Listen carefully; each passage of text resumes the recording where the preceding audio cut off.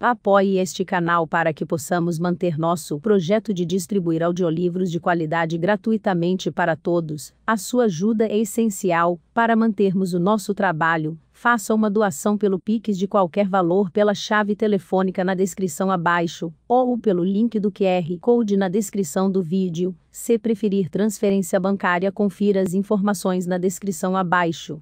Muito obrigado.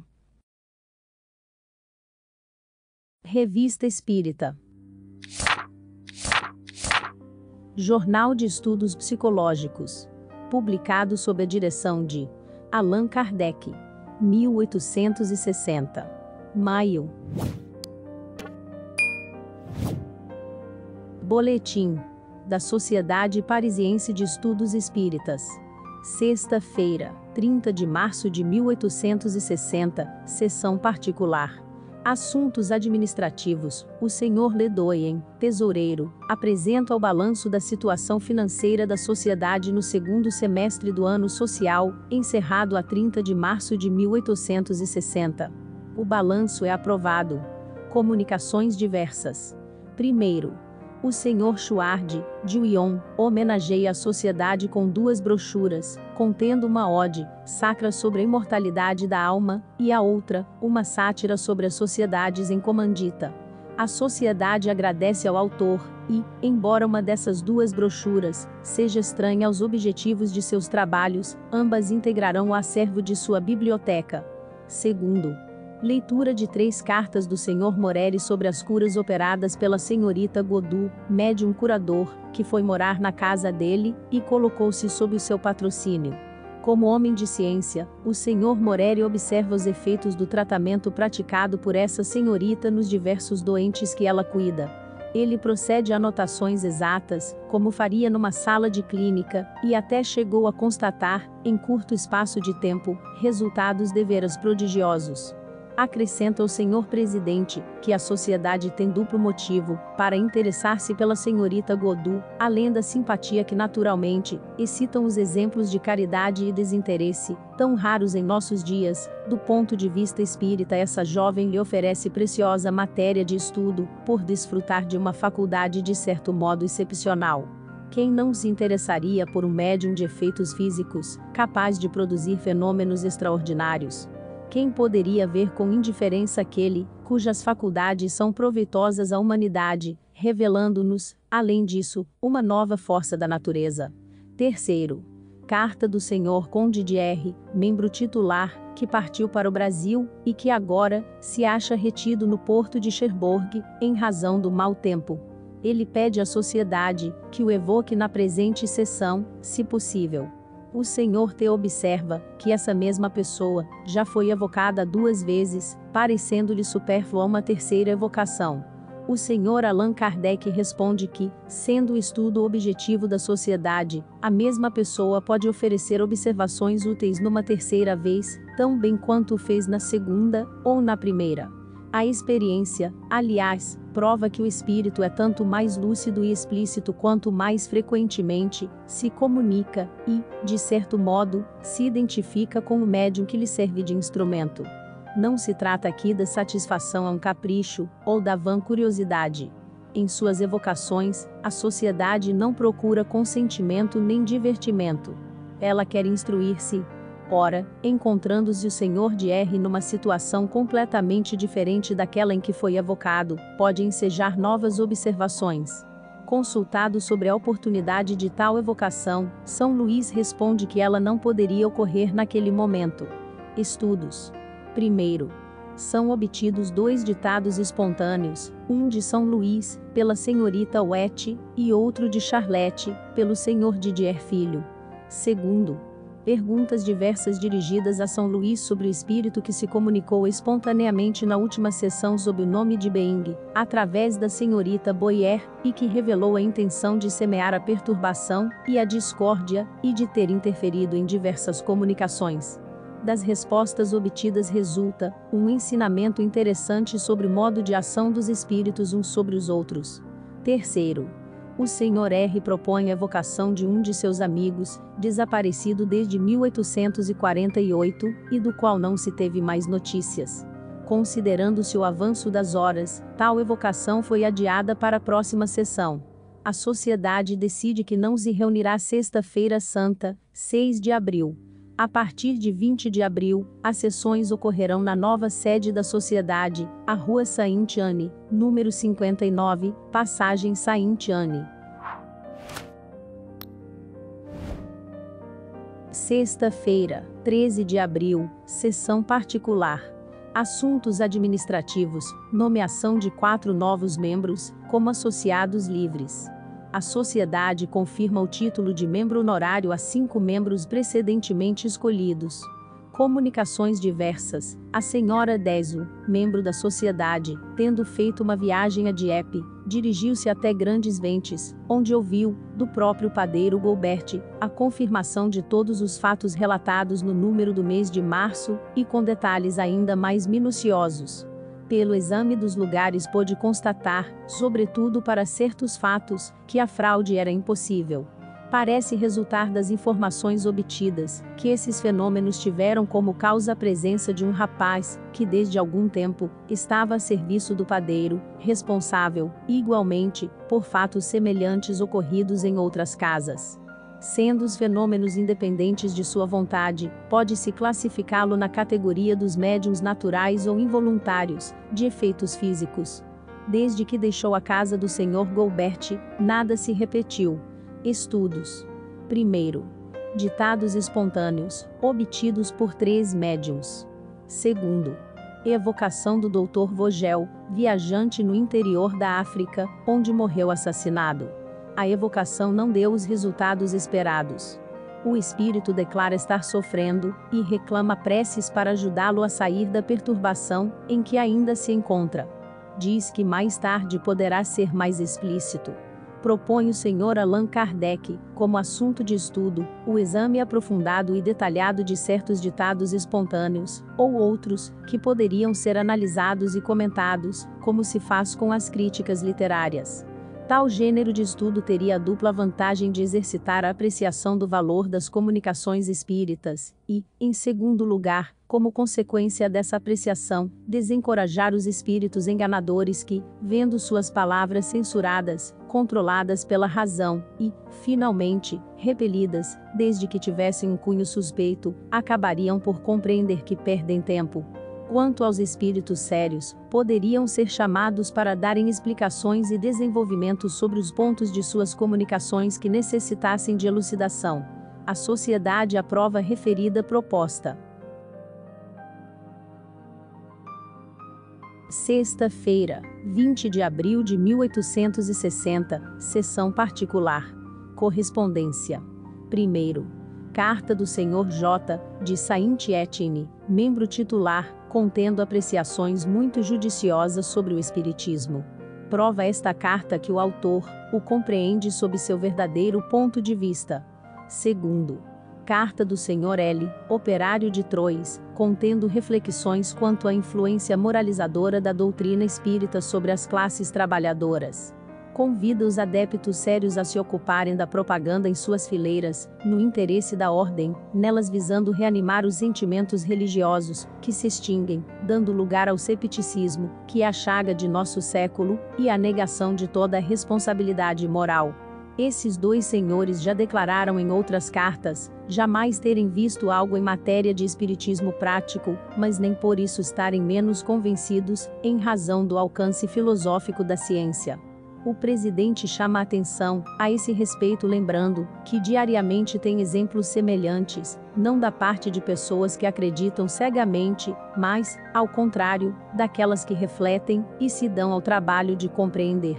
Para estas a parte filosófica é o principal, porque explica o que nenhuma outra filosofia resolveu, o fato das manifestações é acessório. Terceiro, carta do Sr. Dumas, de Sétif, Argélia, membro da sociedade, transmitindo novos detalhes interessantes sobre fatos cujos resultados testemunhou. Cita principalmente um jovem médium, que apresenta um fenômeno singular, qual seja, o de entrar espontaneamente, e sem ser magnetizado, numa espécie de sonambulismo, toda vez que se deseja fazer uma evocação por seu intermédio, e nesse estado escrever ou ditar verbalmente as respostas às questões propostas. Comunicações diversas. Primeiro, a senhora R. do Jura, membro correspondente da sociedade, transmite um fato curioso que lhe é pessoal. Trata-se de um velho relógio, ao qual se ligam recordações da família, e que parece estar submetido a uma influência singular e inteligente em determinadas circunstâncias. Segundo, leitura de uma comunicação obtida numa outra reunião espírita e assinada por Joana d'Arc. Contém excelentes conselhos aos médiuns sobre as causas que podem aniquilar ou perverter suas faculdades mediúnicas. Publicada adiante. Terceiro, o Sr. Cole inicia a leitura de uma evocação de São Lucas, evangelista, por ele dada em particular. Percebendo que nessa evocação são abordadas diversas questões de dogmas religiosos, o presidente interrompe a leitura em virtude do regulamento, que proíbe sejam tais assuntos tratados na sociedade. O Sr. Cole observa que, não tendo a comunicação nada que não seja ortodoxo, não tinha pensado que pudesse haver inconveniência em proceder à sua leitura. Objeta o presidente que as respostas sempre supõem perguntas. Ora, sejam as respostas ortodoxas, ou não deixam de dar lugar à suposição de que a sociedade se ocupa de coisas que lhe são interditas. Uma outra consideração vem corroborar esses motivos, a de que, entre os membros, há aqueles que pertencem a diferentes cultos, o que para um seria ortodoxo, poderia não o ser para outros, razão a mais de nos abstermos. Aliás, o regulamento prescreve o exame prévio de toda a comunicação obtida fora da sociedade, medida que deverá ser observada rigorosamente. Estudos, evocação do Sr. B., amigo do Sr. Royer, desaparecido de casa desde 25 de junho de 1848. Dá algumas informações sobre sua morte acidental durante as escaramuças ocorridas naquela época. Pela linguagem e por algumas particularidades íntimas, reconhece o Sr. Royer a identidade. Sexta-feira, 27 de abril de 1860, Sessão Geral. Comunicações diversas. Primeiro, carta do Dr. Moreri, contendo novos estudos sobre as curas que ele obteve com o concurso da senhorita Godu, por meio daquilo que se pode chamar a medicina intuitiva. Publicada a seguir.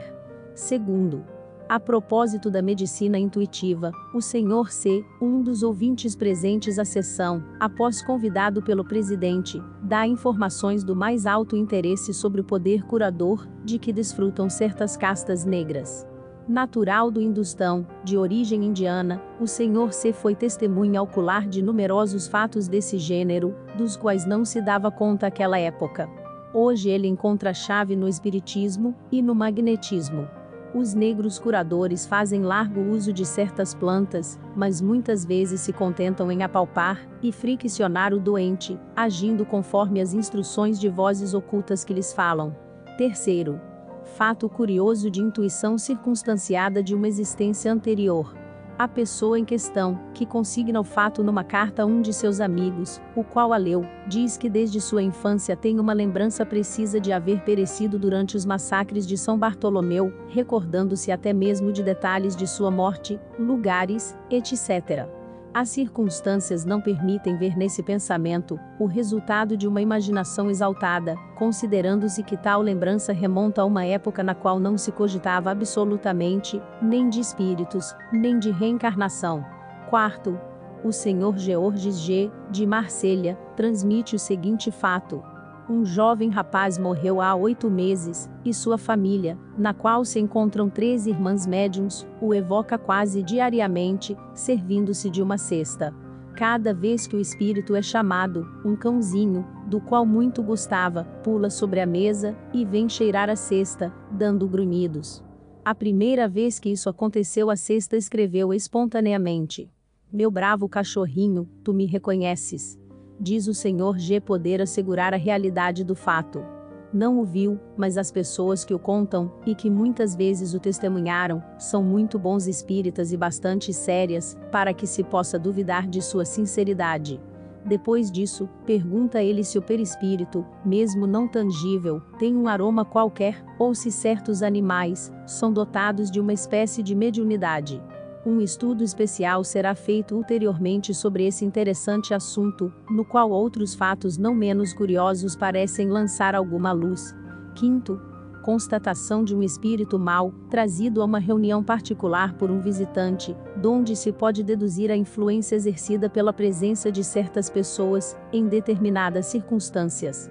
Sexto, leitura de uma evocação particular, feita pelo Sr. Allan Kardec, de uma das principais convulsionárias de Saint Médard, falecida em 1830, e em presença de sua própria filha, que pôde constatar a identidade do espírito evocado. Tal evocação apresenta, sob diversos pontos, um alto grau de ensino, emprestando um interesse particular às circunstâncias em que foi feita. Publicada adiante. Estudos. Primeiro, ditado espontâneo obtido por intermédio da Sra. P. II. Evocação de Stevens, companheiro de Georges Brown.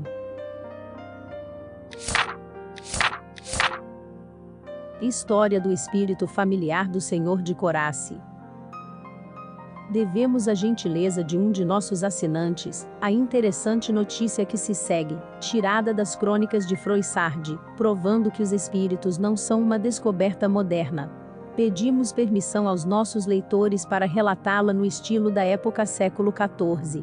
Ela perderia sua originalidade, caso fosse traduzida para a linguagem moderna. A Batalha de Juberote é célebre nas crônicas antigas. Ocorreu durante a guerra que João, rei de Castela, e Diniz, rei de Portugal, travaram para sustentar suas respectivas pretensões sobre o último reino. Os castelhanos e os bearneses foram reduzidos a pedaços. O fato que Froissart relata nessa ocasião é dos mais singulares. Lê-se no capítulo 16 do livro 3, de sua crônica que, no dia seguinte à batalha, o conde de Foix foi informado quanto ao seu resultado, o que a distância dos lugares tornava inconcebível naquela época. É um escudeiro do conde Foix, que narra a Froissart o fato em questão. Todo o dia de domingo, e o dia de segunda-feira, e o de terça-feira seguinte, estando o conde de Foix em seu castelo, em Hortais, apresentava o semblante tão fechado, e tão duro que dele não se arrancava uma única palavra. Durante esses 3 dias não quis sair de seu quarto, nem falar ao cavaleiro, nem ao escudeiro, por mais próximo que estivessem, a menos que os chamasse, e ainda aconteceu que ordenou se afastassem aqueles com os quais não desejava trocar uma só palavra naqueles 3 dias. Quando chegou terça-feira à noite, ele chamou seu irmão, Arnault Guillaume, e lhe disse baixinho: nossa gente enfrentou dificuldades que me enfureceram, pois, como lhes dissera ao partirem, acabaram sendo assaltados em viagem.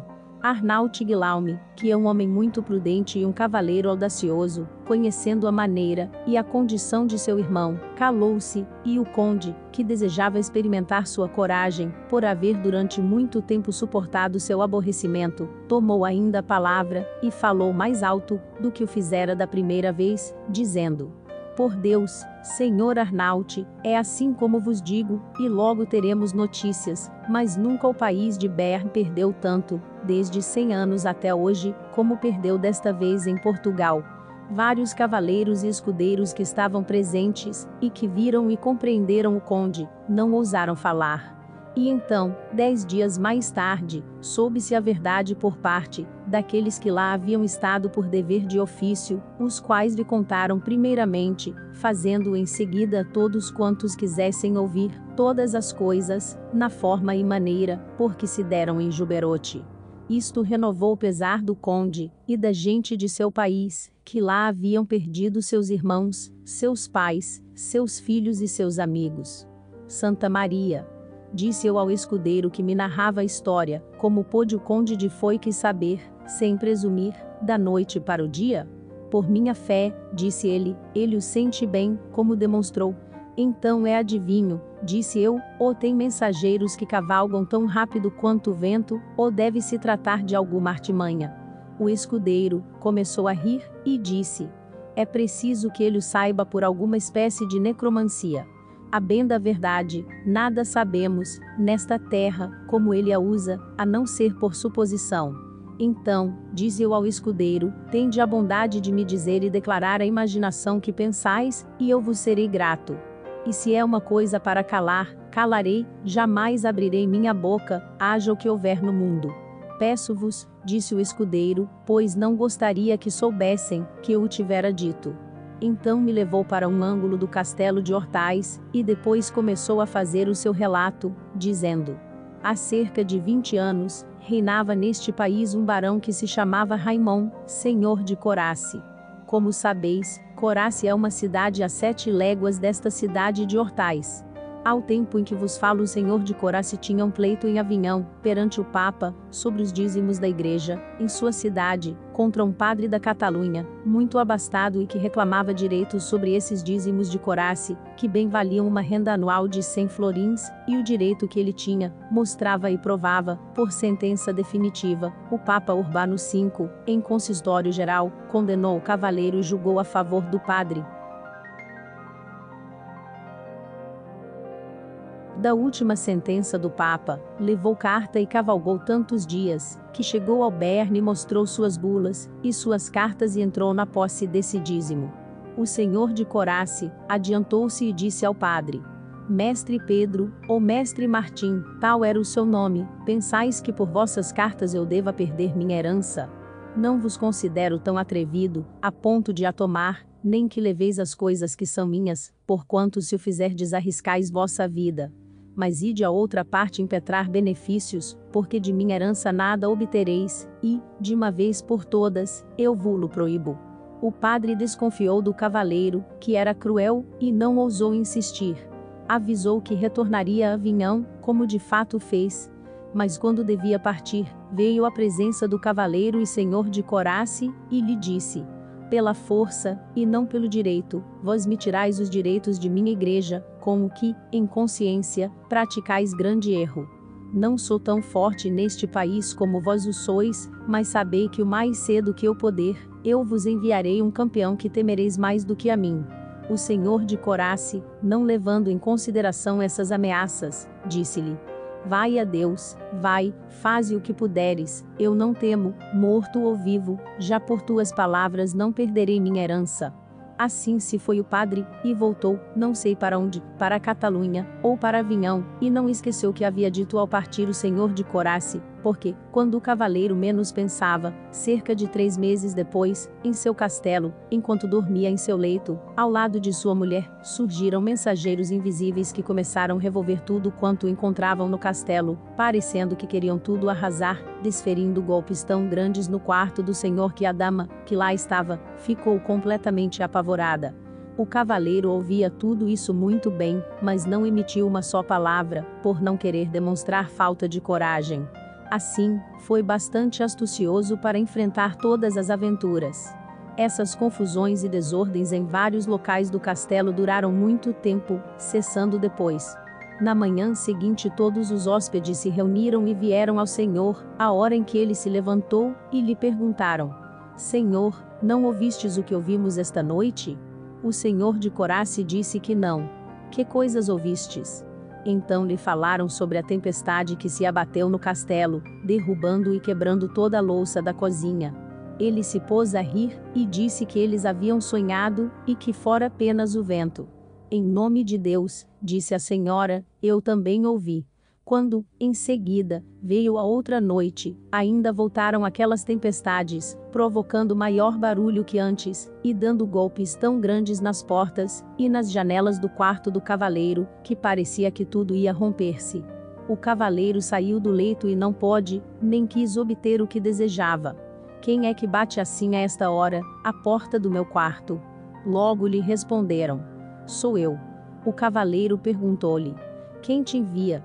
Envia-me o padre da Catalunha, a quem fazes grande mal, porque lhe tiras os direitos de seus benefícios. Não te deixarei em paz, enquanto não lhe prestares boa conta e ele não ficar contente. O cavaleiro perguntou: como te chamas, tu que és tão bom mensageiro? Chamam-me Orton. Orton, disse o cavaleiro, o serviço de um padre nada te vale. Ele te dará e te fará muito sofrimento. Se queres crer-me, peço-te, deixa-me em paz e serve-me, e eu te serei muito grato. Orton julgou por bem responder, porque logo se aproximou do cavaleiro, e lhe disse: quereis? Sim, disse o cavaleiro, mas que não faças mal a ninguém nesta casa. A ninguém, disse Orton, não tenho nenhum poder a não ser te despertar, e te impedir de dormir, a ti ou aos outros. Faze o que te digo, disse o cavaleiro, e entraremos em acordo. Deixa esse padre malvado, que nada possui de bom em si, exceto que pena por ti, assim, serve-me. Já que o queres, disse Orton, eu quero. Assim esse Orton se ligou de tal modo ao senhor de Corace, que muitas vezes vinha vê-lo à noite, e quando o encontrava dormindo, puxava o travesseiro ou dava pancadas nas portas e nas janelas do quarto, despertando o cavaleiro, que lhe dizia: Orton, deixa-me dormir. Não o farei, dizia Orton, sem que antes te dê notícias. A esposa do cavaleiro então, teve tão grande medo, que seus cabelos se eriçaram, levando-a a esconder-se sob as cobertas. Então, perguntava ao cavaleiro, que novidades me trazes?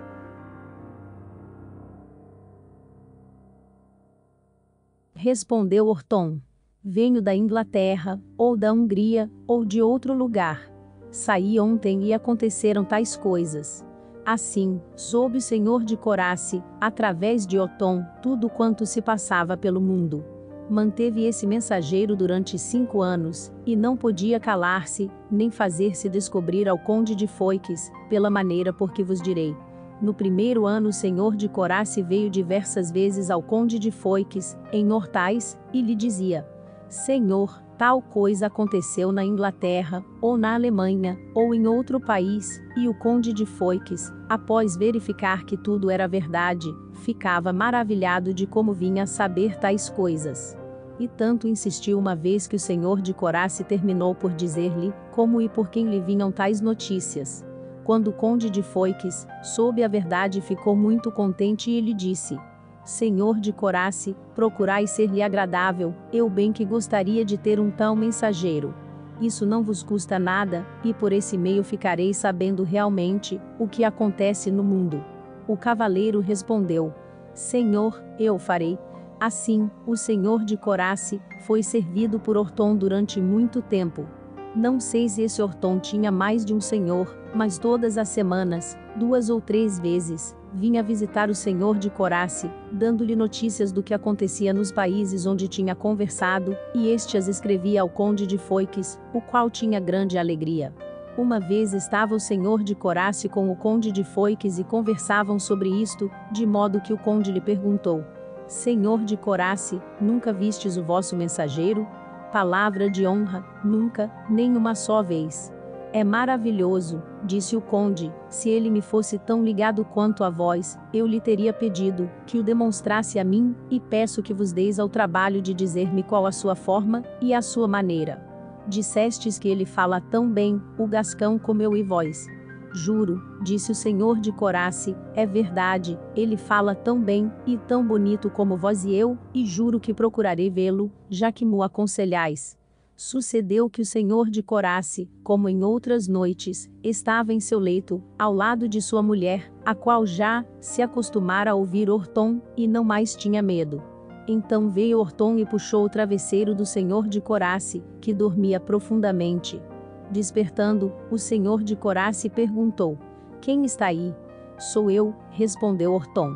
E lhe perguntou: De onde vens? Venho de Praga, na Boêmia. Quanto? Disse ele. Tudo bem. 60 dias, respondeu Orton. E vieste tão cedo?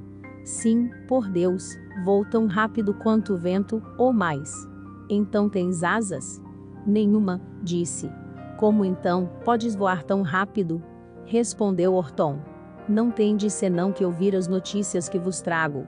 Por Deus, disse o senhor de Corace, eu preferia te ver. Respondeu Orton. Já que desejais ver-me, a primeira coisa que vereis, e encontrareis amanhã de manhã, quando sairdes do leito, será eu. Basta, disse o senhor de Corace. Agora vai, eu te dispenso por esta noite. Na manhã seguinte o senhor de Corace levantou-se. A senhora tinha tanto medo, que ficou doente e disse que não se levantaria naquele dia, mas o senhor ordenou que ela se levantasse. Senhor, disse ela, eu veria Orton, e não quero vê-lo de forma alguma, se Deus mo permitir. Então, disse o senhor de Corace, eu quero vê-lo.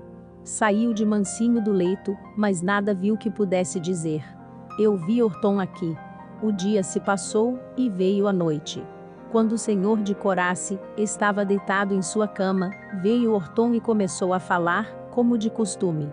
Vai, disse o senhor de Corace a Orton, és um mentiroso, devias ter te mostrado muito bem a mim, e não o fizeste. Sim, fiz. Não o fizeste? E quando saíste do leito, disse Orton, nada vistes. O senhor de Corace pensou um pouco e lembrou-se. Sim, respondeu ele, ao sair da cama, e pensando em ti, vi 2 fetos de palha no assoalho, que giravam juntos. Era eu, disse Orton, na forma que tinha tomado. Disse o senhor de Corace. Isto não me basta, peço-te que tomes outra forma, de tal modo que te possa ver e reconhecer. Orton respondeu. Pedis tanto que me perdereis, e vos deixarei, porque exigis muito. Disse o senhor de Corace. Tu não tirás de mim. Se eu te tivesse visto uma vez, não te pediria mais para te ver novamente. Ora, disse Orton, ver-me-eis amanhã, e tomai cuidado com a primeira coisa, que virdes ao sair do vosso quarto. No dia seguinte, à hora terça, o senhor de Corace levantou-se, aprontou-se, e, tão logo saiu do quarto veio a um local que dá para o pátio do castelo, lançou os olhos, e a primeira coisa que viu, foi uma porca, a maior que já tinha visto, mas era tão magra, que parecia ter apenas pele e ossos, tinha as orelhas grandes, caídas e manchadas, e o focinho longo e agudo. O senhor de Corace ficou muito admirado da porca. Como não havia com prazer, ordenou à sua gente. Soltem os cães, quero ver esta porca morta e devorada. Os criados saíram, abriram o lugar onde estavam os cães, e os fizeram assaltar a porca, que soltou um grande grito, e olhou firmemente para o senhor de Corace, que se apoiava no terraço em frente ao quarto, e não mais a viu, porquanto ela desvaneceu-se, não se sabendo em que se tornou. O senhor de Corace entrou em seu quarto muito pensativo, e lembrou-se de Orton. Creio que vi Orton, meu mensageiro. Arrependo-me de haver lançado meus cães sobre ele. Será um azar, se não mais o vir, pois me disse várias vezes, que assim que o reconhecesse eu o perderia. Ele disse a verdade. Desde então não voltou mais ao castelo de Corace, e o cavaleiro ali morreu no ano seguinte. É verdade, perguntei ao escudeiro, que o conde de Foix tenha se servido de tal mensageiro. Para dizer a verdade. Sim, é a opinião de vários homens de Béarn, pois nada se faz na região e alhures, sem que ele o queira, ou se empenhe, a menos que não o saiba, ou não tenha tomado cuidado. Assim, foi com bons cavaleiros e escudeiros deste país que estavam em Portugal. A graça e o renome que ele tem por isto lhe foi de grande proveito, porque não perdia em casa o valor de uma colher de ouro, ou de prata, nem coisa alguma sem que logo desse falta.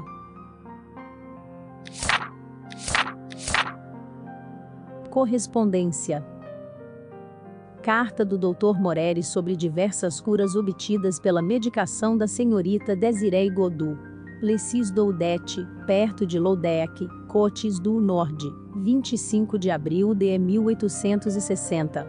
Senhor Allan Kardec, venho hoje me desobrigar da promessa feita de vos assinalar os casos de cura, que obtive com o concurso da senhorita Godou. Como havereis de compreender, não enumerarei todos, pois seria muito longo. Limito-me a fazer uma escolha, não em virtude da gravidade, mas da variedade das moléstias. Não quis repetir os mesmos casos, nem mencionar curas de pouca importância. Vede, Senhor, que a senhorita Godou não perdeu tempo, desde que se encontra em Plessis Boldete. Já visitamos mais de 200 doentes, e tivemos a satisfação de curar quase todos, os que tiveram a paciência de seguir as prescrições. Não vos falo dos nossos cancerosos, eles estão bem encaminhados, mas esperarei resultados positivos antes de me pronunciar. Temos ainda grande número de doentes em tratamento, escolhemos, de preferência, os que são considerados incuráveis. Dentro de pouco tempo, espero ter novos casos de cura vos indicar. São principalmente as afecções reumatismais, as paralisias, as ciáticas, as úlceras, os distúrbios ósseos, e as chagas de qualquer natureza, que o sistema de tratamento parece dar melhores resultados. Posso assegurar-vos, Senhor, que aprendi muitas coisas úteis que, antes do meu contato, essa senhorita ignorava. Cada dia ela me ensina algo de novo, tanto para o tratamento quanto para o diagnóstico. Em relação ao prognóstico, ignoro como pode fixá-lo, todavia, ela não se engana. Com a ciência ordinária, não se pode explicar uma tal penetração, mas vós, Senhor, a compreendeis facilmente. Termino declarando que certifico como verdadeiras e sinceras todas as observações que se seguem, com a minha assinatura. Aceitai, etc. Moreri, doutor em medicina. Primeira observação, no 5-23 de fevereiro de 1860. François Langley, trabalhador jornaleiro. Diagnóstico: febre terçã há 6 meses. A febre tinha resistido ao sulfato de quinina, por mim administrado várias vezes ao doente, foi curado em 5 dias de tratamento com simples infusões de plantas diversas, e o doente passa melhor do que nunca. Poderia citar 10 curas semelhantes. Segunda observação, no 9-24 de fevereiro de 1860. Senhora R., de Loudeck, 32 anos de idade. Diagnóstico: inflamação e entumecimento crônico das amígdalas, cefalgia violenta, dores na coluna vertebral, abatimento geral, ausência de apetite. O mal começou por arrepios e surdez e já dura 2 anos. Prognóstico: caso grave e difícil de curar, o mal tem resistido aos melhores tratamentos aplicados. Hoje a doente está curada, prossegue o tratamento apenas para evitar uma recaída. Terceira observação, no 13-25 de fevereiro de 1860. Pierre Galbichais, do vilarejo de Ventaux-Lamotte, 23 anos. Diagnóstico: inflamação subaponevrótica no dorso e na palma da mão. Prognóstico: caso grave, mas não incurável. A cura foi obtida em menos de 15 dias. Temos 4 ou 5 casos semelhantes. Quarta observação, no 18-26 de fevereiro de 1860. François R., de Loudeck, 27 anos. Diagnóstico: tumor branco cicatrizado no joelho esquerdo, abscesso fistuloso na parte posterior da coxa, acima da articulação. O mal existe desde os 10 anos. Prognóstico: caso muito grave e incurável, resistiu aos melhores tratamentos instituídos durante 6 anos. O doente foi pensado com ungüentos preparados pela senhorita Godou, e tomou infusões de plantas diversas. Hoje se pode considerá-lo curado. Quinta observação, no 23-25 de fevereiro de 1860. Jeanne Glauques, operária em Tierney-Loudeck. Diagnóstico: panarício muito intenso há 10 dias. A doente foi curada radicalmente em 15 dias apenas com os ungüentos da senhorita Godou. As dores desapareceram a partir do segundo curativo. Temos 3 curas semelhantes.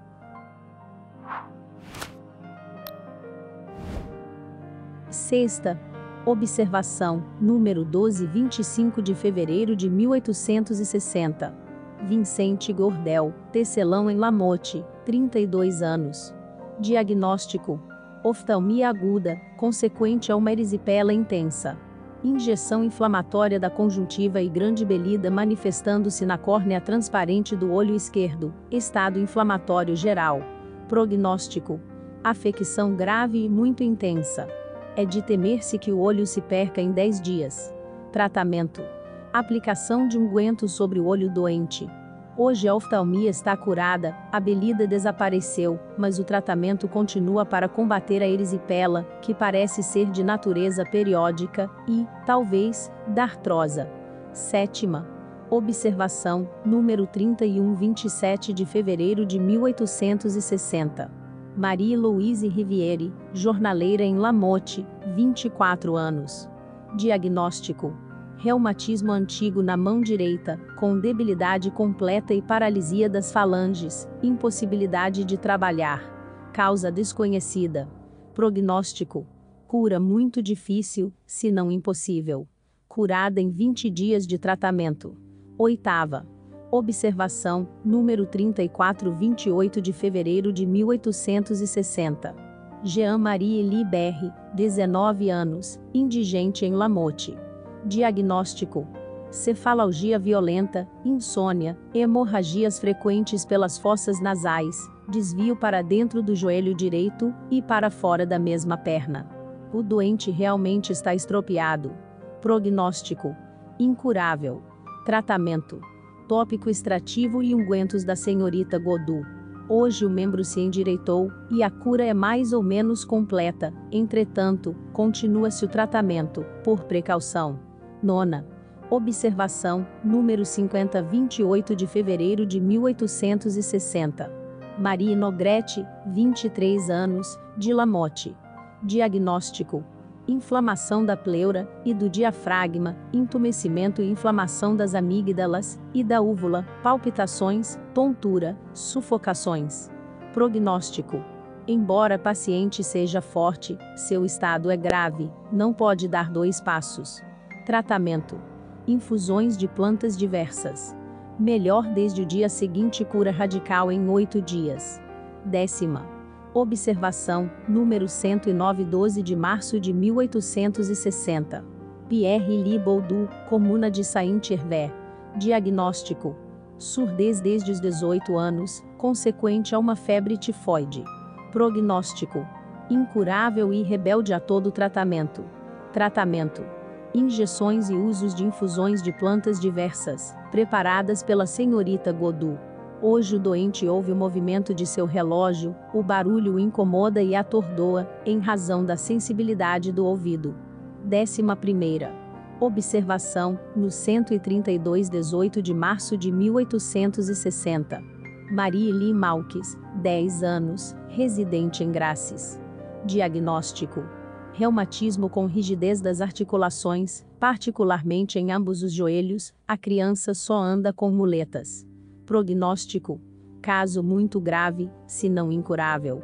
Tratamento: tópico extrativo e curativos com ungüentos da senhorita Godot. Cura em menos de 20 dias. Hoje anda sem muletas, nem bengala. 12ª.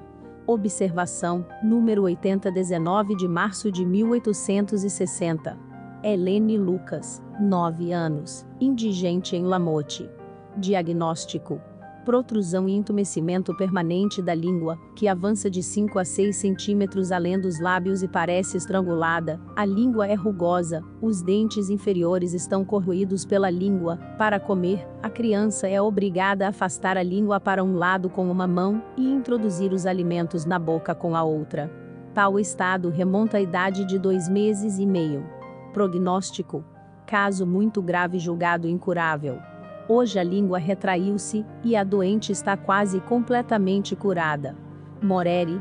Notar-se-á acento agudo sem dificuldades, que as notícias acima não constituem esses certificados banais, solicitados pela cupidez, nos quais muitas vezes, a complacência disputa com a ignorância. São observações de um profissional que, pondo de lado o amor próprio, admite francamente a sua insuficiência em presença dos infinitos recursos da natureza, que não lhe disse a última palavra nos bancos escolares.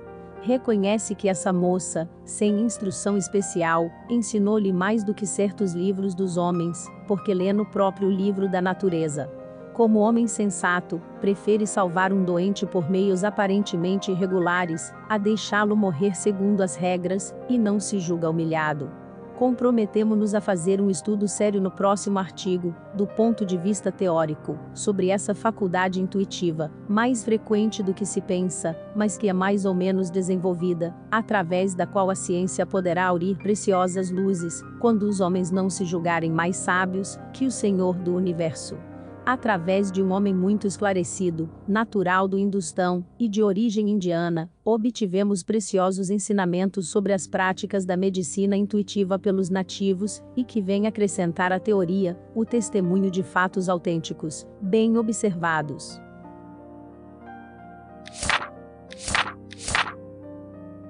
Conversas familiares de além-túmulo. Jardim, Sociedade de Paris, 25 de novembro de 1859. lê-se no jornal de Lanievre. Um acidente funesto ocorreu sábado passado na estação ferroviária. O senhor Jardim, homem de 62 anos, ao sair do pátio da estação, foi colhido pelos varais de um tílburi, exalando o último suspiro poucas horas depois. A morte desse homem revelou uma das mais extraordinárias histórias, a qual não teríamos dado crédito se testemunhas verídicas não nos tivessem garantido a sua autenticidade. Ei-la, tal qual nos foi narrada. Antes de ser empregado no entreposto de tabacos de Nevers, Jardim morava no Cher, burgo de Saint-Germain-des-Bois, onde exercia a profissão de alfaiate. Sua mulher tinha morrido havia 5 anos, nesse vilarejo, vítima de uma fluxão de peito, quando, há 8 anos, ele deixou Saint-Germain para vir morar em Nevers. Empregado laborioso, Jardim era muito piedoso, de uma devoção que raiava a exaltação, entregava-se com fervor às práticas religiosas. Em seu quarto, tinha um genuflexório, no qual gostava de ajoelhar-se. Sexta-feira à noite, achando-se só com a filha, anunciou-lhe, de repente, que um secreto pressentimento o advertia de que seu fim estava próximo. Escuta, disse-lhe ele, minhas últimas vontades. Quando eu estiver morto, remeterás ao Senhor B a chave do meu genuflexório, para que ele leve o que ali encontrar, e deposite em meu caixão. Surpreendida por essa brusca recomendação, a senhorita Jardim, não sabendo ao certo se o pai falava sério, perguntou-lhe o que poderia haver no genuflexório. A princípio recusou responder, mas, como ela insistisse, ele lhe fez a estranha revelação de que o que se achava ali eram os restos de sua mãe. Informou-lhe que, antes de deixar Saint-Germain-des-Bois, tinha ido ao cemitério durante a noite. Todos dormiam no vilarejo.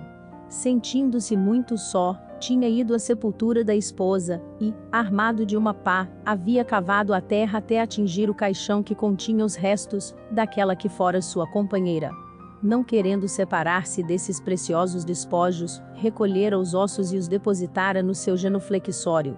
A essa estranha confidência, um pouco amedrontada, mas sempre duvidando que o pai falasse sério, a senhorita Jardim prometeu-lhe conformar-se às suas últimas vontades, persuadida de que ele queria divertir-se à sua custa, e que no dia seguinte lhe daria a solução desse fantástico enigma.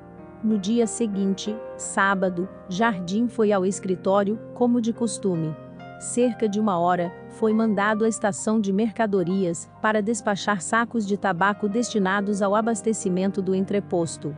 Mal saíra da estação, foi atingido no peito pelos varais de um tílburi, que lhe passara despercebido em meio às viaturas estacionadas no embarcadouro. Seus pressentimentos não o haviam enganado. Derrubado pela violência do choque, foi levado para casa sem sentidos. Os socorros prodigalizados fizeram-lhe recobrar os sentidos. Pediram para tirar-lhe as roupas, a fim de examinar os ferimentos, mas ele se opôs vivamente, insistiram, e recusou ainda. Mas como, apesar da resistência, se dispunham a despi-lo, prostrou-se de repente. Estava morto. O corpo foi posto numa cama. Qual não foi, porém, a surpresa dos presentes quando, depois de despido, viu-se sobre o coração um saco de couro, amarrado em volta de seu corpo. Um corte feito pelo médico, chamado para constatar a morte, separou o saco em 2 partes, de onde escapou uma mão seca. Lembrando-se do que o pai lhe houvera dito na véspera, a senhorita Jardim preveniu os senhores B e J, marceneiros. Aberto o genuflexório, dele foi retirada uma barretina da Guarda Nacional, no fundo da qual encontrava-se a cabeça de um morto, ainda com os cabelos. Depois perceberam, no fundo do genuflexório, dispostos sobre os raios, os ossos de um esqueleto. Eram os restos da esposa de Jardim. Domingo últimos despojos de Jardim foram conduzidos à derradeira morada. Para satisfazer a vontade do sexagenário, puseram no caixão os restos de sua mulher, e, sobre seu peito, a mão seca que, se assim podemos nos exprimir, durante 8 anos havia sentido o bater de seu coração.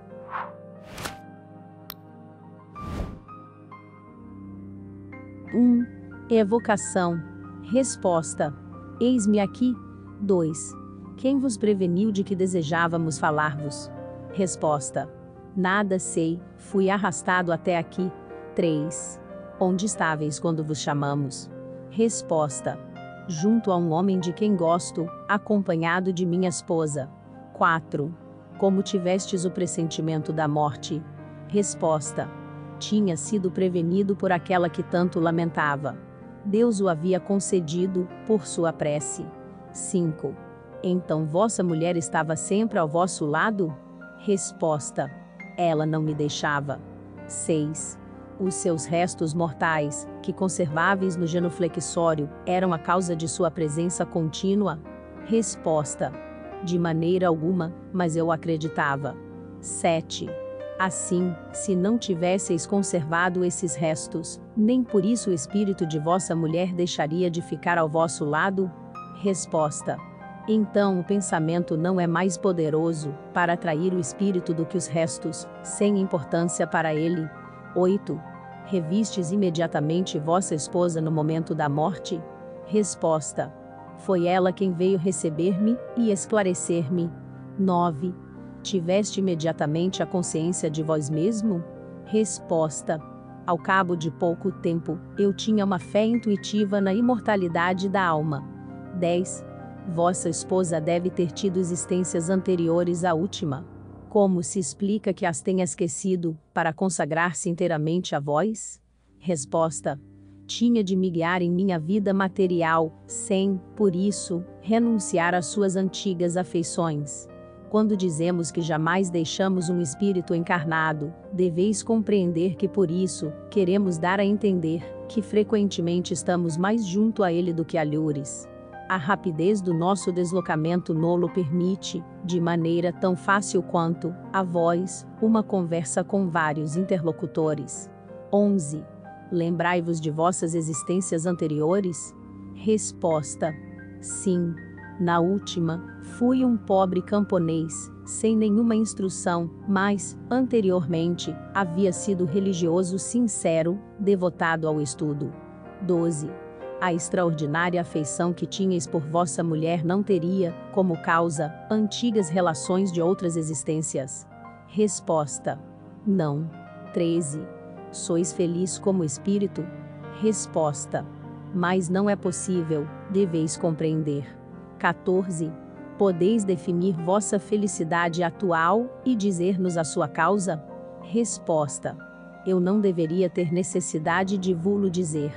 Eu amava e sentia falta de um espírito querido, amava a Deus, era honesto. Encontrei o que me faltava. Eis os elementos de felicidade para um espírito. 15. Quais as vossas ocupações como espírito? Resposta: disse-vos que ao ser chamado estava junto a um homem de quem gostava, procurava inspirar-lhe o desejo do bem, como sempre fazem os espíritos que Deus julga dignos. Temos ainda outras ocupações, que não podemos, por ora, revelar. 16. Agradecemos a gentileza de terdes vindo. Resposta: também vos agradeço.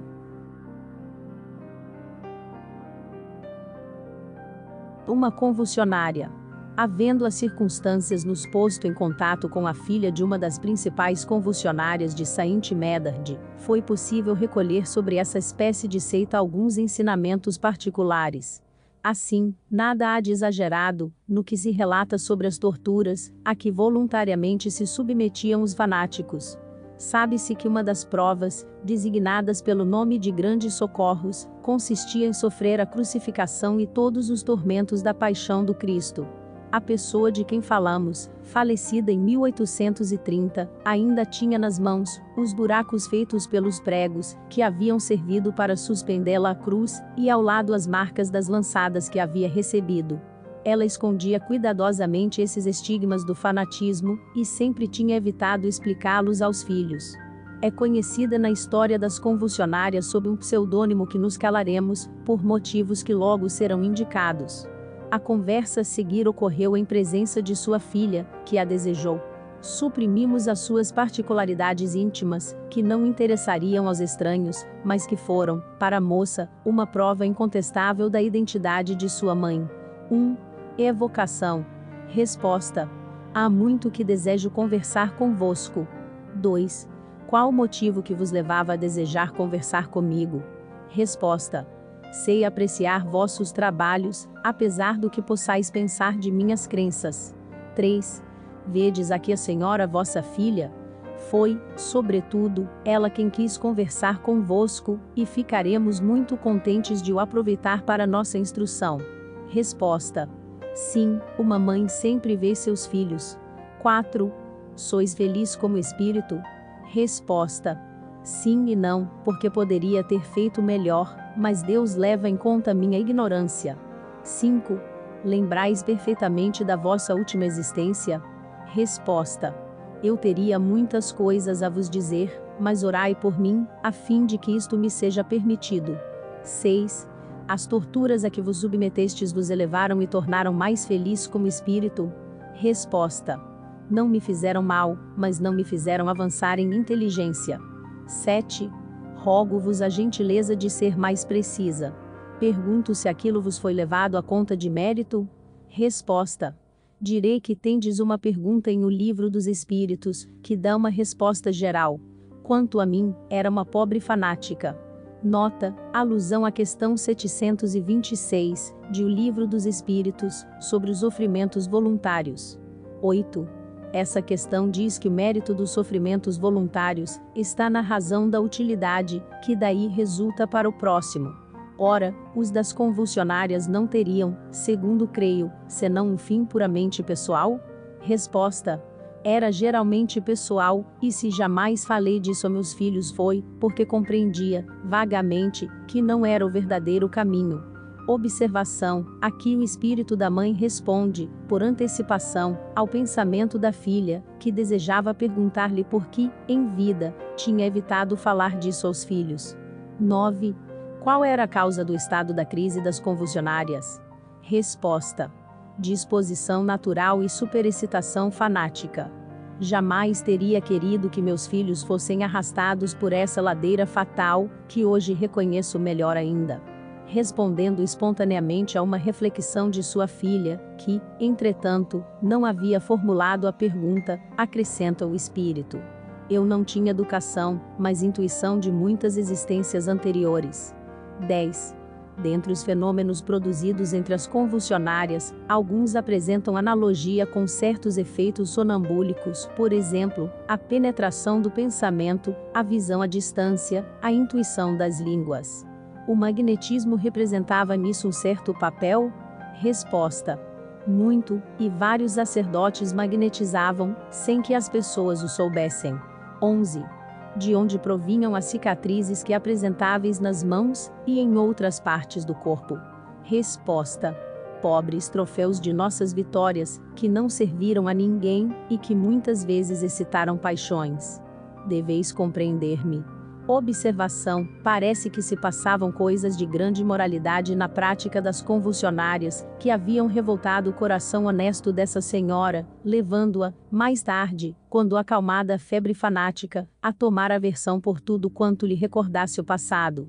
É, sem dúvida, uma das razões por que não falou do assunto a seus filhos. 12. Realmente eram operadas curas sobre o túmulo do diácono Paris? Resposta: oh, que pergunta! Sabeis muito bem que não, ou pouca coisa, sobretudo para vós. 13. Vistes Paris depois que morrestes? Resposta: não me ocupei dele, porquanto censuro por meu erro, desde que sou espírito. 14. Como consideráveis quando viva? Resposta: como um enviado de Deus. É por isso que o censuro, pelo mal que me fez em nome de Deus.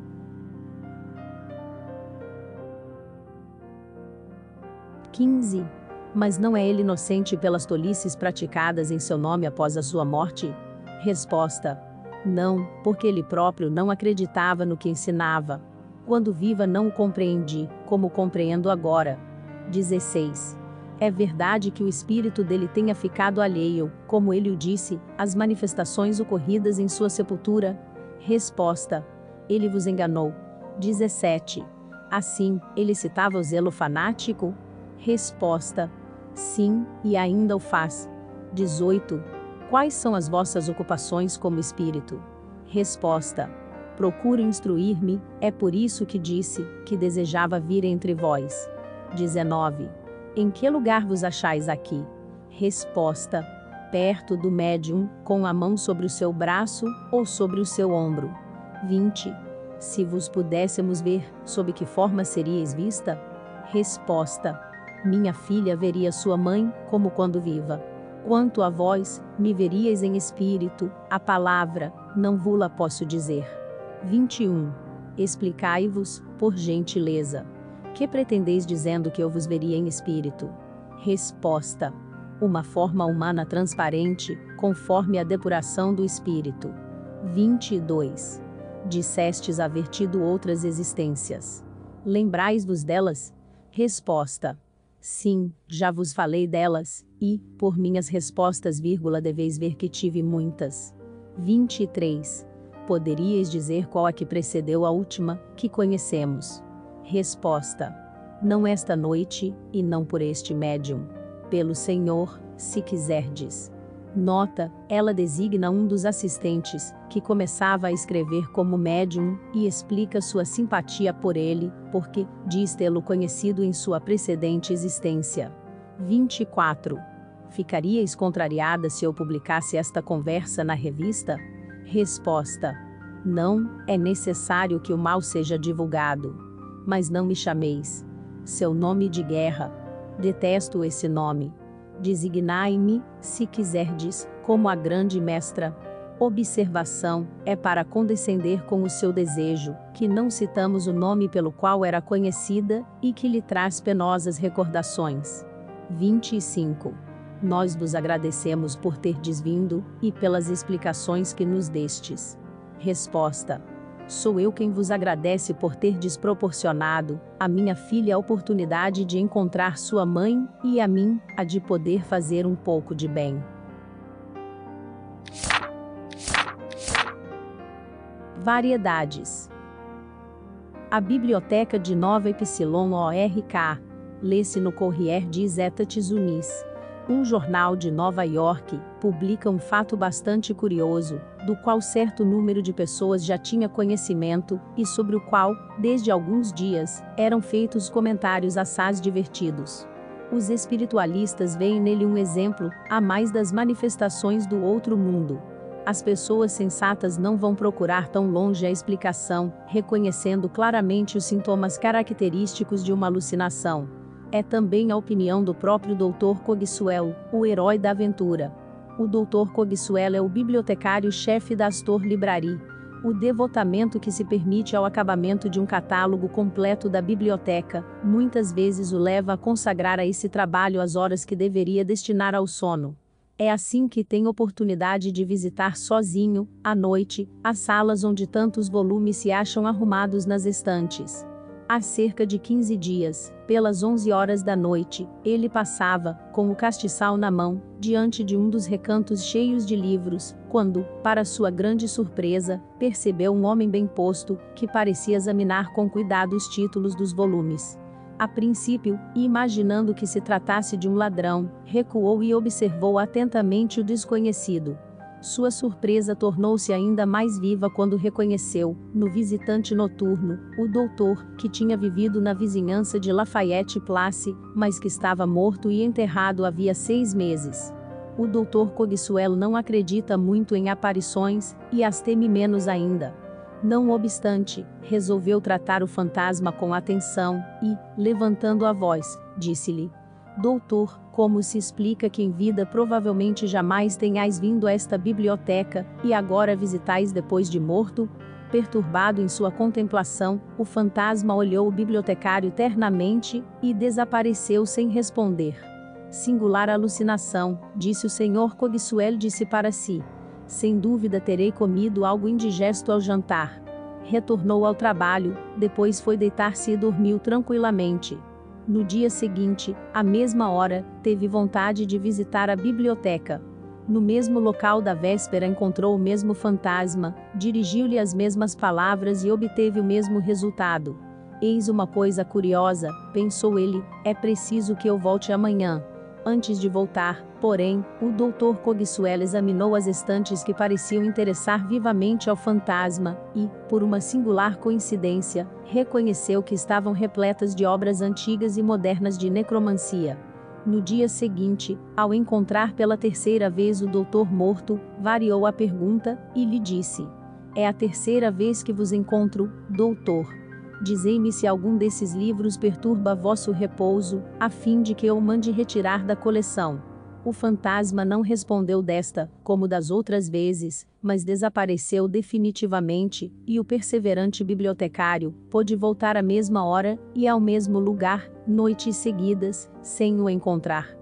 Entretanto, aconselhado por amigos, aos quais havia contado a história, e pelos médicos a quem consultou, decidiu repousar um pouco, e fazer uma viagem de algumas semanas até Charleston, antes de retomar a tarefa longa e paciente que se havia imposto, e cuja fadiga, sem dúvida, havia causado a alucinação que acabamos de narrar. Observação: sobre o artigo, faremos uma primeira observação.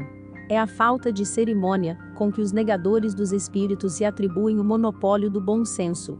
Os espiritualistas, diz o autor, veem no fato um exemplo, a mais das manifestações do outro mundo. As pessoas sensatas não vão procurar tão longe a explicação, reconhecendo claramente os sintomas de uma alucinação. Assim, de acordo com esse autor, somente são sensatas as pessoas que pensam como ele, as demais não têm senso comum, mesmo que fossem doutores, e o espiritismo os conta aos milhares. Estranha modéstia, na verdade, aqui tem por máxima: ninguém tem razão, exceto nós e nossos amigos. Ainda estamos para ter uma definição clara e precisa, uma explicação fisiológica da alucinação. Mas, em falta de explicação, há um sentido ligado a esta palavra, no pensamento dos que a empregam, significa ilusão.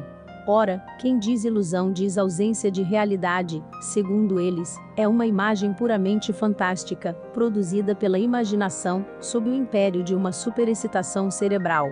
Não negamos que assim possa ser em certos casos, a questão é saber se todos os fatos do mesmo gênero estão em condições idênticas. Examinando o que foi relatado acima, parece que o Dr. Coguisuela estava perfeitamente calmo, como ele próprio declara, e que nenhuma causa fisiológica ou moral teria vindo perturbar-lhe o cérebro. Por outro lado, mesmo admitindo nele uma ilusão momentânea, restaria ainda explicar como essa ilusão se produziu vários dias seguidos, à mesma hora, e com as mesmas circunstâncias. Isso não é o caráter da alucinação propriamente dita. Se uma causa material desconhecida impressionou seu cérebro no primeiro dia, é evidente que essa causa cessou ao cabo de alguns instantes, quando o fantasma desapareceu. Como então, ela se reproduziu identicamente 3 dias seguidos, com 24 horas de intervalo? É lamentável que o autor do artigo tenha negligenciado de o fazer, porquanto deve, sem dúvida, ter excelentes razões, visto pertencer ao grupo das pessoas sensatas. Contudo, reconhecemos que, no fato acima mencionado, não há nenhuma prova positiva da realidade, e que, a rigor, poder-se-ia admitir que a mesma aberração dos sentidos tenha podido repetir-se. Mas dar-se ao mesmo quando as aparições são acompanhadas de circunstâncias, de certo modo, materiais? Por exemplo, quando pessoas, não em sonho, mas perfeitamente despertas, veem parentes ou amigos ausentes, nos quais absolutamente não pensavam, aparecer-lhes no momento da morte, que vem anunciar, pode-se dizer que seja um efeito da imaginação. Se o fato da morte não fosse real, haveria incontestavelmente ilusão, mas quando o acontecimento vem confirmar a previsão, e o caso é muito frequente, como não admitir outra coisa, senão simples fantasmagoria? Ainda que o fato fosse único, ou mesmo raro, poder-se-ia crer num jogo do acaso, mas, como dissemos, os exemplos são inumeráveis e perfeitamente provados. Que os alucinacionistas se disponham a nos dar uma explicação categórica, e então, veremos se suas razões são mais probantes que as nossas.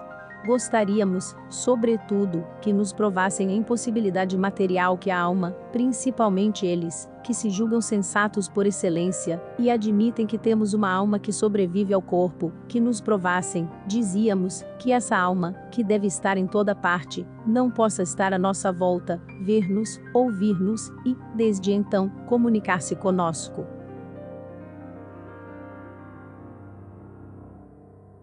A noiva traída. O fato seguinte foi narrado pela Gazeta dei Teatri, de Milão, de 14 de março de 1860. Um rapaz amava perdidamente uma jovem, que o retribuía, e com a qual ia casar-se, quando, cedendo a um lamentável arrastamento, abandonou a noiva por uma mulher indigna de verdadeiro amor. A infeliz abandonada roga, chora, mas tudo é inútil. Seu volúvel amante permanece surdo a seus lamentos. Então, desesperada, penetra na casa dele, onde, em sua presença, expira em consequência do veneno que havia tomado. À vista do cadáver, daquela cuja morte acabara de causar, uma terrível reação nele se opera, e, por sua vez, quer também pôr termo à vida. Entretanto, sobrevive, sua consciência, porém, sempre lhe reprovava o crime. Desde o momento fatal, diariamente, à hora do jantar, via a porta do quarto abrir-se, e a noiva aparecer-lhe sob o aspecto de um esqueleto ameaçador. Por mais procurasse distrair-se, mudar de hábitos, viajar, cercar-se de companhias alegres, parar o relógio, nada conseguia. Onde quer que estivesse, à hora certa, o espectro sempre se apresentava. Em pouco tempo emagreceu, e sua saúde alterou-se, a ponto de os facultativos desanimarem de salvar. Um médico amigo seu, estudando a sério, depois de inutilmente haver experimentado diversos remédios, teve a seguinte ideia. Na esperança de demonstrar-lhe que ele era vítima de uma ilusão, procurou um esqueleto verdadeiro, e o mandou depositar no quarto vizinho. Depois, tendo convidado o amigo para jantar, ao soarem as 4 horas, que era a hora da visão, fez vir o esqueleto por meio de polias, dispostas para esse fim. O médico pensava triunfar, mas seu amigo, tomado de súbito terror, exclamou: "Ai de mim, já não basta um, agora são 2. E caiu morto, como se fulminado. Observação: ao ler o relato que publicamos, e dando crédito ao jornal italiano, de onde o extraímos, os alucinacionistas terão argumentos de sobra, porque poderão dizer, e com razão, que havia uma causa evidente de superexcitação cerebral, que pôde produzir uma ilusão naquele espírito vivamente impressionado. Nada prova, com efeito, a realidade da aparição, que poderia ser atribuída a um cérebro enfraquecido por um violento abalo.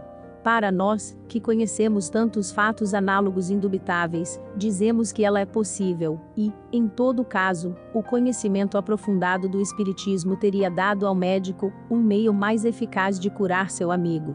O meio teria sido evocar a jovem em outras horas, e com ela conversar, seja diretamente, seja com o auxílio de um médium, perguntar-lhe o que deveria fazer para lhe ser agradável, e obter seu perdão, pedir a intercessão do anjo da guarda junto a ela para aplacá-la. E, afinal, visto que ela o amava, seguramente haveria de esquecer-lhe os erros, se nele tivesse reconhecido um arrependimento e um pesar sinceros, em vez de simples terror, que talvez fosse o sentimento dominante no rapaz. Teria deixado de mostrar-se sob uma forma horrível, para assumir a forma graciosa que tinha em vida, ou então, cessaria de aparecer. Talvez lhe tivesse dito boas palavras, que lhe haveriam de restabelecer a calma de espírito. A certeza de que jamais estariam separados, de que ela velava ao seu lado, e de que um dia estariam reunidos, ter-lhe-ia proporcionado coragem e resignação. É um resultado que muitas vezes temos podido constatar. Os espíritos que aparecem espontaneamente sempre têm um motivo. O melhor, no caso, é perguntar-lhes o que desejam. Se estão sofrendo, devemos orar por eles, e fazer o que lhes possa ser agradável. Se a aparição tem um caráter permanente, e de obsessão, cessa quase sempre quando o espírito fica satisfeito. Se o espírito que se manifesta com obstinação, seja vista, seja por meios perturbadores, que não poderiam ser tomados por uma ilusão, é mau, e, se age com malevolência, geralmente é mais tenaz, o que não impede que sejamos mais perseverantes, sobretudo pela prece sincera feita em sua intenção. Mas é preciso estarmos realmente convencidos de que não há, para isso, nem palavras sacramentais, nem fórmulas cabalísticas, nem exorcismos que tenham a menor influência. Quanto piores, mais se riem do pavor que inspiram, e da importância ligada à sua presença. divertem-se ao serem chamados diabos ou demônios, razão por que tomam gravemente os nomes de Asmodeu, Astarote, Lúcifer e outras qualificações infernais, redobrando de malícias, ao passo que se retiram, quando veem que perdem tempo com gente, que não se deixa enganar, e que se limita a rogar para eles a misericórdia divina.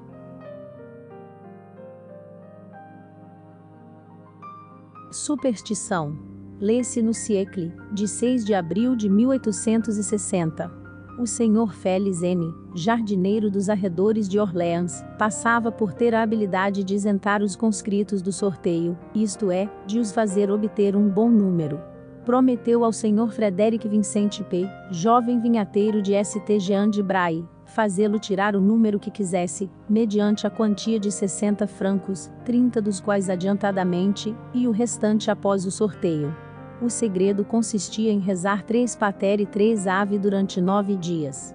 Além disso, o feiticeiro afirmava que, graças ao que fazia de sua parte, a coisa beneficiaria o conscrito e o impediria de dormir durante a última noite, mas que ficaria isento. Infelizmente o encanto não funcionou, o conscrito dormiu como de costume, e tirou o número 31, que o fez soldado. Repetidos 2 vezes ainda, esses fatos não puderam ser mantidos em segredo, e o feiticeiro Félix foi levado à justiça. Os adversários do espiritismo o acusam de despertar ideias supersticiosas. Mas, o que haverá de comum entre a doutrina que ensina a existência do mundo invisível, comunicando-se com o mundo visível, e fatos da natureza do que relatamos, que são os verdadeiros tipos de superstição? Onde se viu alguma vez que o espiritismo tenha ensinado semelhantes absurdos? Se aqueles que o atacam a tal respeito se dessem ao trabalho de estudá-lo, antes de o julgar tão levianamente, não somente saberiam que ele condena todas as práticas divinatórias, como lhes demonstra a inutilidade. Portanto, como temos dito muitas vezes, o estudo sério do espiritismo tende a destruir as crenças verdadeiramente supersticiosas. Na maioria das crenças populares há, quase sempre, um fundo de verdade, embora desnaturada e amplificada. São os acessórios, as falsas aplicações que, a bem dizer, constituem a superstição. Assim é que os contos de fadas e de gênios repousam sobre a existência de espíritos bons ou maus, protetores ou malévolos, que todas as histórias de fantasmas têm sua origem no fenômeno muito real das manifestações espíritas, visíveis e mesmo tangíveis. Tal fenômeno, hoje completamente provado e explicado, entra na categoria dos fenômenos naturais, que são uma consequência das leis eternas da criação. Mas o homem raramente se contenta com a verdade que lhe parece muito simples, pela imaginação ele a reveste com todas as quimeras, e é então que cai no absurdo.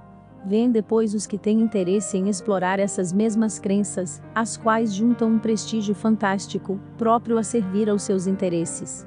Daí essa turba de adivinhos, de feiticeiros, de ledores da sorte, contra os quais a lei impõe o rigor da justiça. O espiritismo verdadeiro, racional, não é, pois, mais responsável pelos abusos que se cometem em seu nome, do que o é a medicina, pelas fórmulas ridículas, e pelas práticas empregadas por charlatães ou pessoas ignorantes. Ainda uma vez, antes de julgá-lo, dai-vos ao trabalho de o estudar. Concebe-se um fundo de verdade em certas crenças, mas talvez se pergunte, sobre que pode repousar, a que originou o fato acima, crença muito espalhada em nosso interior, como se sabe.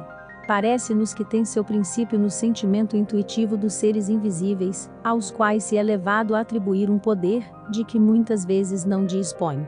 A existência dos espíritos enganadores, que pululam à nossa volta, em consequência da inferioridade do nosso globo, como insetos nocivos num pântano, e que se divertem à custa das pessoas crédulas, predizendo-lhes um futuro quimérico, sempre próprio a lisonjear seus gostos e desejos, é um fato cuja prova nos é dada diariamente pelos médiuns atuais. O que se passa aos nossos olhos tem ocorrido em todas as épocas, pelos meios de comunicação em uso conforme o tempo e os lugares, eis a realidade. Com o auxílio do charlatanismo e da cupidez, a realidade passou ao estado de crença supersticiosa.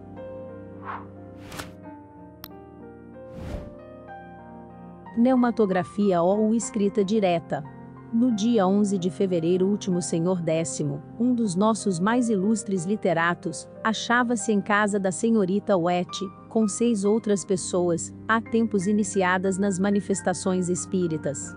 O Senhor Décimo e a senhorita Wet assentaram-se face a face, em volta de uma mesinha escolhida pelo próprio Senhor Décimo. Este último tirou do bolso um papel perfeitamente branco, dobrado em 4, e por ele marcado com sinal quase imperceptível, embora suficiente para ser facilmente reconhecido, colocou-o sobre a mesa, e o cobriu com um lenço branco que lhe pertencia. A senhorita Wet pôs as mãos sobre a ponta do lenço, o Senhor Décimo fez o mesmo, pedindo aos espíritos uma manifestação direta, com vistas à sua instrução. Pediu-a de preferência a Channing, evocado com essa finalidade. Ao cabo de 10 minutos, ele mesmo levantou o lenço e retirou o papel, que trazia escrito de um lado, o esboço de uma frase traçada com dificuldade e quase ilegível, mas na qual se podiam descobrir os rudimentos destas palavras.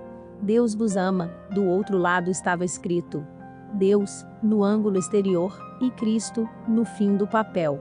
Esta última palavra era escrita de modo a deixar uma impressão na folha dupla.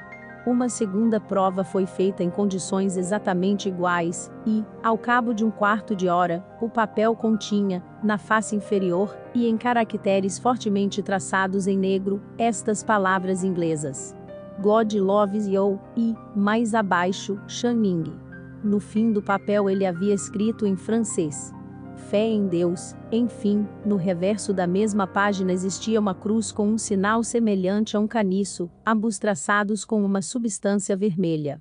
Terminada a prova, o Senhor Décimo exprimiu à senhorita Wet o desejo de obter, por seu intermédio, considerando-se a sua condição de médium escrevente, algumas explicações mais desenvolvidas de Channing, estabelecendo-se entre ele e o espírito o seguinte diálogo. Pergunta: Channing, estais presente? Resposta: Eis-me aqui, estais contente comigo? Pergunta: A quem se destina o que escrevestes, a todos ou a mim particularmente? Resposta: Escrevi esta frase, cujo sentido se dirige a todos os homens, mas, escrevendo-a em inglês, a experiência é para vós, em particular. Quanto à cruz, é o sinal da fé. Pergunta: Por que a fizestes em cor vermelha? Resposta: Para vos pedir fé. Eu nada podia escrever, era muito longo. Dei a vós um sinal simbólico. Pergunta: O vermelho é, pois, a cor que simboliza a fé? Resposta: Certamente, é a representação do batismo de sangue. Observação: a senhorita Wet não sabe inglês, e o espírito quis dar, assim, uma prova a mais, de que seu pensamento era estranho à manifestação. Ele o fez espontaneamente, e de boa vontade, mas é mais que provável, que se tivessem pedido como prova ele não teria se prestado a isso. Sabe-se que os espíritos não gostam de servir de instrumento visando experiências. Muitas vezes as provas mais patentes surgem quando menos se espera, e quando os espíritos agem por sua iniciativa, frequentemente dão mais do que se lhes teria pedido, seja porque desejam mostrar sua independência, seja porque, para a produção de certos fenômenos, seria necessário o concurso de circunstâncias que, nem sempre, nossa vontade é suficiente para as fazer nascer. Nunca seria demais repetir que os espíritos têm livre arbítrio e querem provar-nos que não se submetem aos nossos caprichos. Eis porque raramente acedem ao desejo da curiosidade. Os fenômenos, seja qual for a sua natureza, jamais estão, de uma maneira certa, à nossa disposição, e ninguém poderia gabar-se de obtê-los à vontade, e num dado momento. Quem os quiser observar, deve resignar-se a esperá-los, e, muitas vezes da parte dos espíritos, uma prova para a perseverança do observador, e do fim a que se propõe. Os espíritos pouco se preocupam em divertir os curiosos, e só se ligam de boa vontade às pessoas sérias, que provam vontade de instruir-se, para tanto fazendo o que for necessário, sem mercadejar seu esforço e seu tempo. A produção simultânea de sinais em caracteres de cores diferentes é um fato extremamente curioso, contudo, não é mais sobrenatural que os outros. Podemos dar-nos conta desse fato lendo a teoria da escrita direta na Revista Espírita do mês de agosto de 1859. Com a explicação, desaparece o maravilhoso, resultando num simples fenômeno, que tem sua razão de ser nas leis gerais da natureza, e no que poderíamos chamar a fisiologia dos espíritos. Espiritismo e espiritualismo. Num discurso pronunciado ultimamente no Senado, por S.N. ao cardeal Dom Netti, nota-se a frase seguinte: mas hoje, como outrora, é certo dizer, com um eloquente publicista que, no gênero humano, o espiritualismo é representado pelo cristianismo. Incorreríamos, sem dúvida, em estranho erro se pensássemos que o ilustre prelado, em tal circunstância, tivesse entendido o espiritualismo no sentido da manifestação dos espíritos. Esta palavra é aqui empregada em sua verdadeira acepção, e o orador não podia exprimir-se de outra maneira, e, a menos que se servisse de uma perífrase, não existiria outro termo para exprimir o mesmo pensamento. Se não tivéssemos indicado a fonte de nossa citação, certamente poderiam pensar que tivesse saído textualmente da boca de um espiritualista americano, a propósito da doutrina dos espíritos, igualmente representada pelo cristianismo, que é a sua mais sublime expressão. De acordo com isso, seria possível que um futuro erudito, interpretando à vontade as palavras de Monsenhor Dom Netti, tentasse demonstrar, aos nossos sobrinhos neto, que em 1860, um cardeal tinha professado publicamente, perante o Senado da França, a manifestação dos espíritos. Não vemos no fato, uma nova prova da necessidade de existir uma palavra para cada coisa, a fim de nos entendermos. Quantas disputas filosóficas intermináveis não tiveram por causa o sentido múltiplo das palavras. O inconveniente é mais grave ainda nas traduções, oferecendo-nos o texto bíblico mais de um exemplo. Se, na língua hebraica, a mesma palavra não tivesse significado dia e período, não nos teríamos enganado sobre o sentido do Gênesis, a propósito da duração da formação da terra, e o anátema não teria sido lançado, por falta de entendimento, contra a ciência, quando esta demonstrou que a referida formação não poderia ter sido realizada em 6 vezes 24 horas.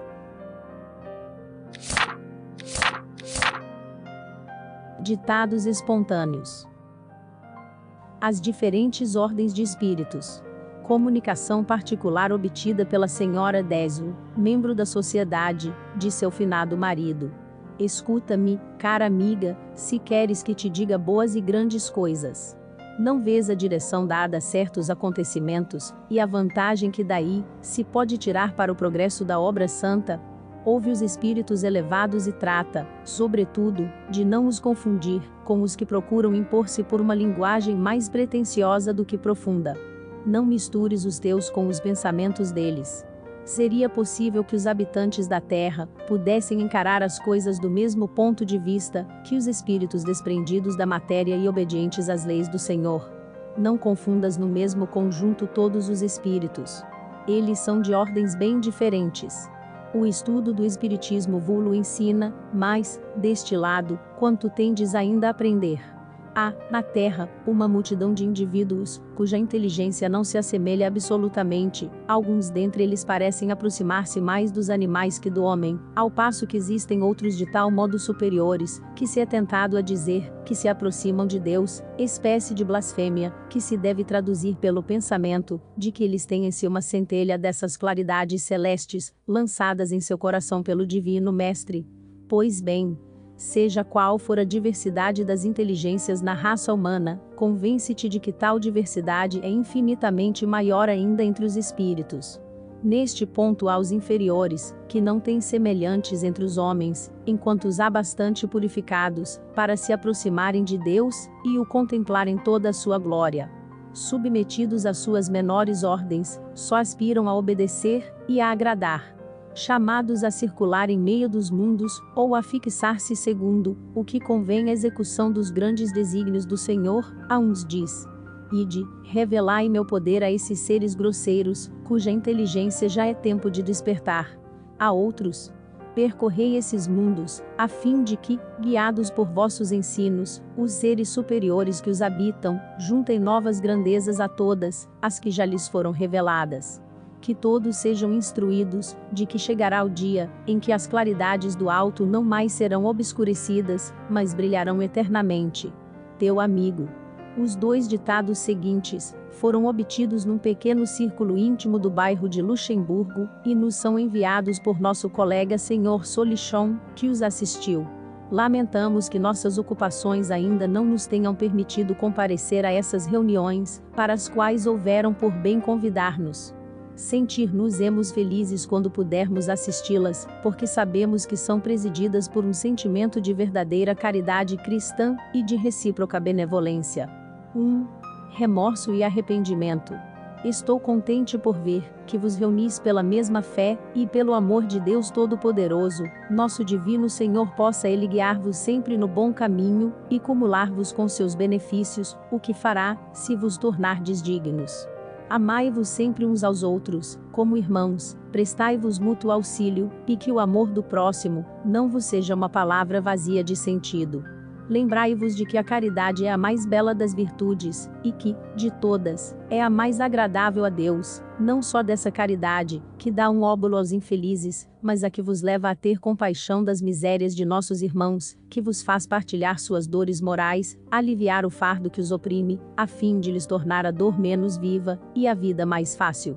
Recordai-vos de que o arrependimento sincero obtém o perdão de todas as faltas, tamanha é a bondade de Deus. O remorso nada tem em comum com o arrependimento. O remorso, meus irmãos, já é o prelúdio do castigo. O arrependimento, a caridade, a fé, vos conduzirão às felicidades reservadas aos espíritos bons. Ides ouvir a palavra de um espírito superior, bem amado de Deus. Recolhei-vos e abri o coração, às lições que ele vos dará. Um anjo da guarda.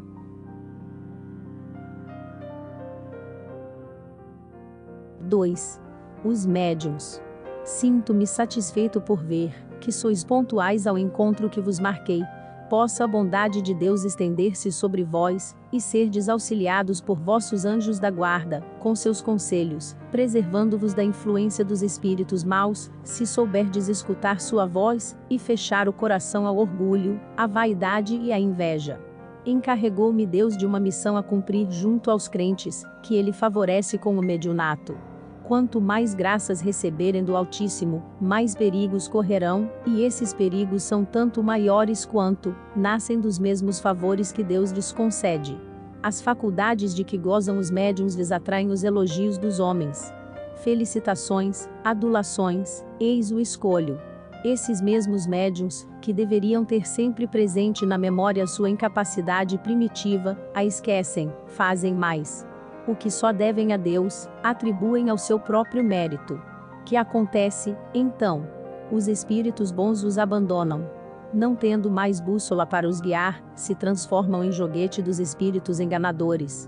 Quanto mais capazes, mais são levados a considerar sua faculdade um mérito, até que, enfim, para os punir, Deus lhes retira o dom, que apenas lhes pode ser fatal. Nunca seria demais lembrar, que vos recomendeis ao vosso anjo da guarda, para que vos auxilie a vos manter vigilantes contra vosso mais fiel inimigo, que é o orgulho. Lembrai-vos de que sem o apoio de vosso divino mestre, vós, que tendes a felicidade de servir de intermediários entre os espíritos e os homens, sereis punidos tanto mais severamente quanto mais favorecidos, se não tiverdes aproveitado a luz. Apraz-me crer que esta comunicação, da qual dareis conhecimento à sociedade, produzirá seus frutos, e que todos os médiuns que lá se acham reunidos manter-se-ão em guarda contra o escolho que os destruiriam. Esse escolho, já o disse a todos, é o orgulho. Joana d'Arc. Aviso. Temos a satisfação de anunciar aos nossos leitores a reimpressão da história de Joana d'Arc, ditada por ela mesma. Essa obra aparecerá em breve, na livraria do Sr. Ledoyen. Voltaremos a falar novamente dela. Allan Kardec. Fique por dentro dos lançamentos de audiolivros do nosso canal, pelo Telegram no link na descrição do vídeo. Assim você não perde nenhum lançamento. Apoie este canal para que possamos manter nosso projeto de distribuir audiolivros de qualidade gratuitamente para todos. A sua ajuda é essencial para mantermos o nosso trabalho. Faça uma doação pelo Pix de qualquer valor pela chave telefônica na descrição abaixo, ou pelo link do QR Code na descrição do vídeo. Se preferir transferência bancária, confira as informações na descrição abaixo. Muito obrigado.